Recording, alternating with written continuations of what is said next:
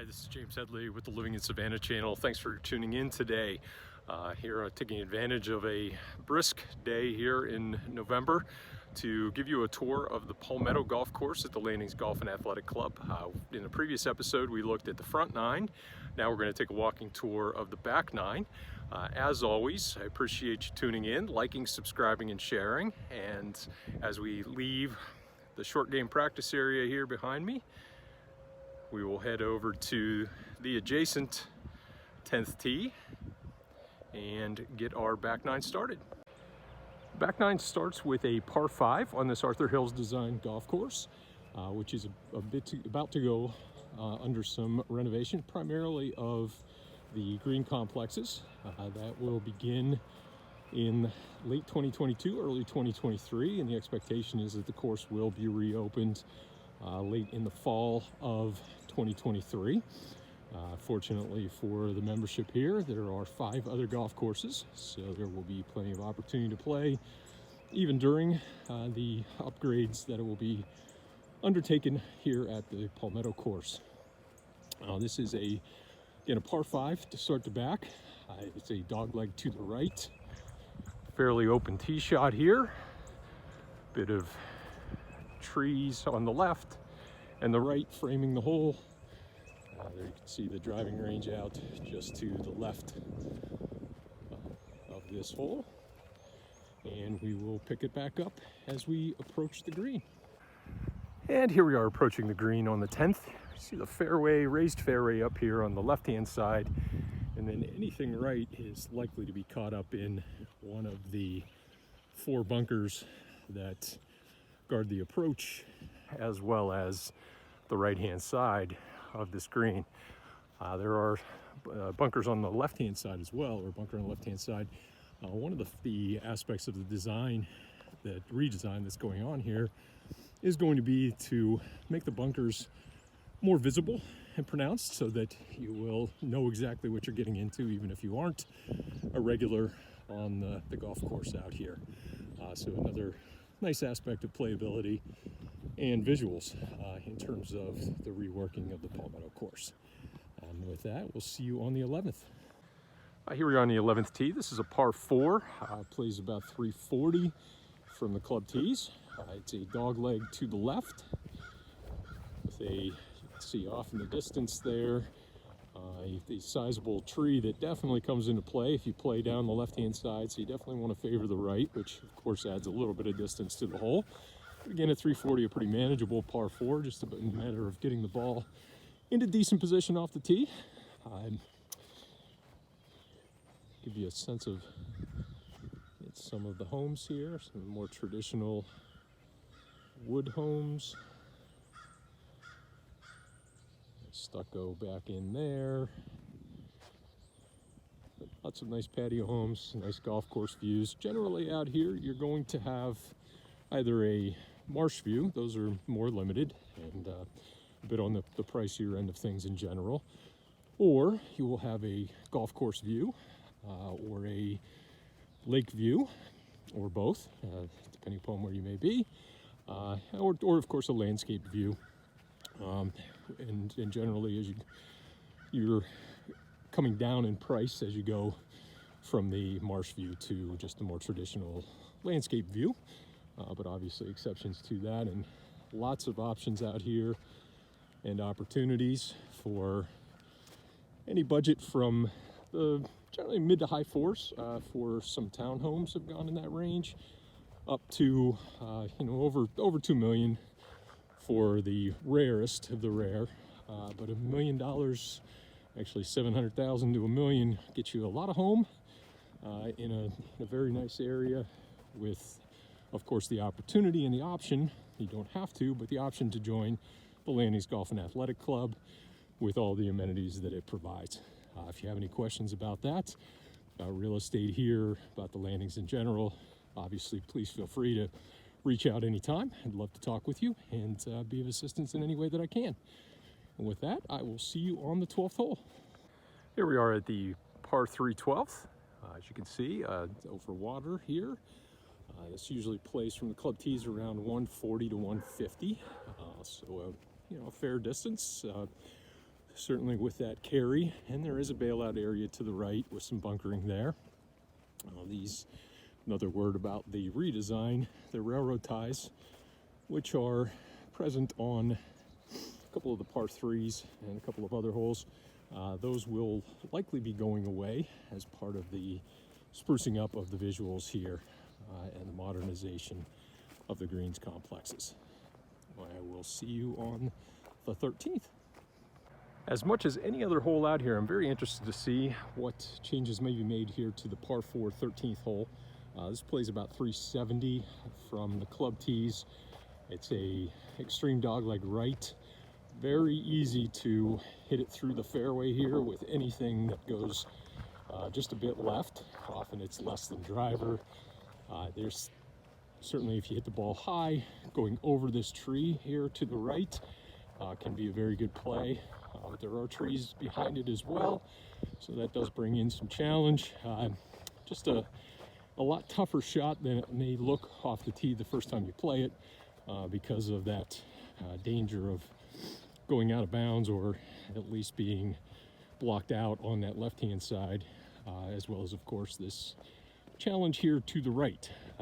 Hitting a nice cut off the tee would be a great play, right about out to where those deer are running in the distance.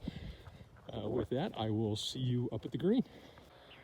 Now, as we come to the 13th, certainly fairly well protected on the right-hand side, a little bit of mounding here on the left.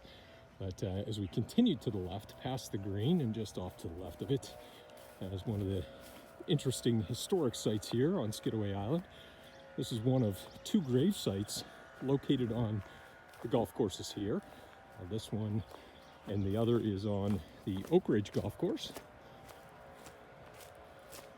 But if you like a little local history, Georgia history, with your round of 18,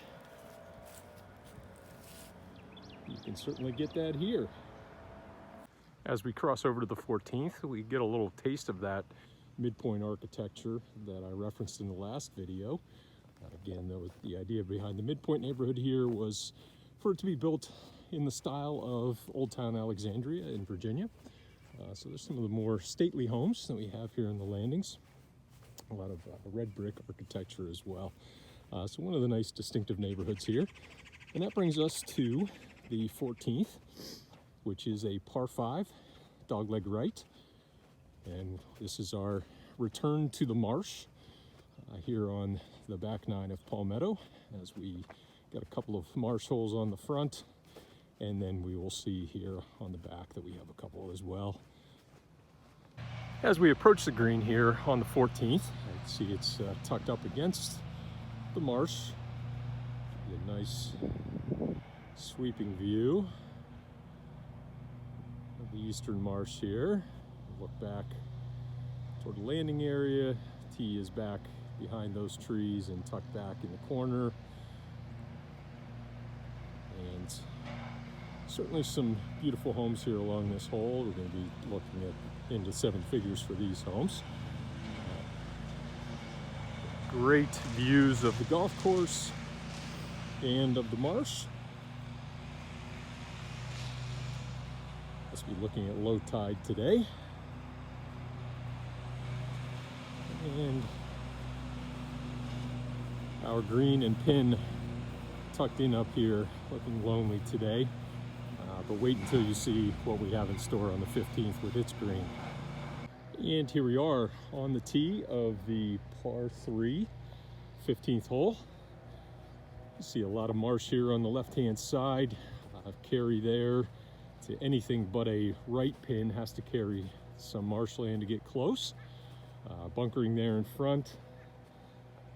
And we will head up to the green to give you a sense of just the sort of spectacular beauty of a lonely green tucked in here at the far reaches of the golf course among the marsh, and some very spectacular homes with lagoon, golf course, and marsh view surrounding this par 3 15th. And here we are at the green, looking back at the tee boxes. Take a 360 view here to give you a sense of some of the beauty that you can expect here at the Landings Golf and Athletic Club and in the Landings more generally. As always, if you have any questions, feel free to get in touch with me directly. I'd love to help you out, and I will see you on the 16th tee. And as we head back in from the marsh, heading back toward the clubhouse, we are here on the 16th tee. This is a dogleg left par 4, one of the more challenging holes on the golf course, in my opinion. 16 to 17 is a tough patch. 17 is probably one of the hardest holes on any of the 6 golf courses here, at least in my opinion. I'll let you judge. But here at 16, definitely have to get it out there a bit to get around the corner, past those trees, to have any kind of shot at the green, where I will see you in a moment. And that brings us to the 16th green, looking back. And here we are, deep green here. I'm gonna head over to the 17th tee, just back across one of the side roads here. This home, directly in the distance here, across the road, has just been finished up, or just being finished up. If you've seen any of my Grand Harbor videos, or if you haven't, I certainly encourage you to have a look here on the channel. This new development just outside the gates of the Landing is actually the home lot combos out there are being built by the same builder who has done this home here and a number of others in the Landings. Well-respected local builder. So definitely some opportunities there at Grand Harbor as an aside, and feel free to reach out to me anytime with questions about that development as well. And that brings us up to the 17th tee. This is a dogleg left. Lagoon on the left-hand side can come into play at the end of some tee shots, and depending upon how much you try to cut off. Some trees there on the left discouraging that, as well as a number of oaks on the right-hand side, which will come into play as you bail out away from the water. So a tough tee shot, and as you'll see, also a tough second shot. As I said, it's one of the more difficult holes in my opinion out here. As again, a somewhat longish, par 4 dogleg left. Plays about 390 from the club tees, which we've just walked past. Pretty hole though. I will see you in the landing area. And here we are at the 150 marker on this 17th hole. So, again, if you're playing the club tees, you've hit it really well, or really well for me, hit it out to about 240. And you're still facing this challenging second shot in. I got the water all along the left-hand side. A couple of bunkers there on the left guarding as well. As you can imagine, a lot of shots here do tend to favor that right-hand side. And if you have a back left pin here, that's about as challenging a pin to get to as you're going to find out here. Just a very, very challenging hole, pretty hole, well designed. Word is that perhaps one of these oaks back here, or two, may be coming out. Certainly will be trimmed up, if nothing else, to again increase the playability and the fairness of the hole, as those have certainly grown up and out into the field of play since the original layout by Arthur Hills a few decades ago. That will take us to our finishing hole on the 18th, and I will see you on that tee. And here we are on the 18th hole of the Palmetto golf course here at the Landings Golf and Athletic Club. This plays about 380 from the club tees, which is, not a healthy par 4, certainly. Carry over water, although it's not a significant carry for most players, certainly if you're playing those tees. I really like the design of this hole. It's one of those holes that visually looks a lot more challenging than it is.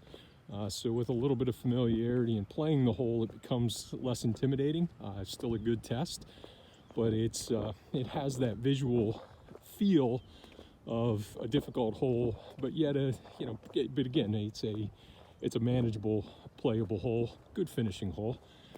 And I will pause for the moment and pick back up as we approach the green. And here we are, just in the fairway, just inside of 150 yards here on the 18th. You can see the green.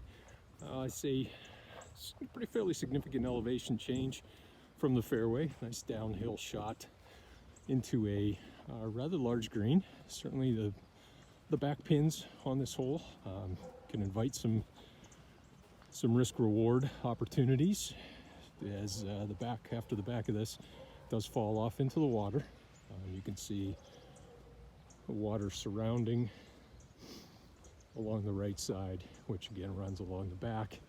And as we get up here onto these mounds on the left-hand side, which are going to be shaved down a bit for getting increased playability and better visuals, more than likely, by the new architect and the redesign. But you can see that the water does come into play up here if you pull it a fair bit offline, and take 15 to 20 yards offline to a left pin, and is likely to leave you wet. But a great finishing hole. Looking back up the hill toward the landing area, and then across to the range and the southern style low slung clubhouse here at Palmetto.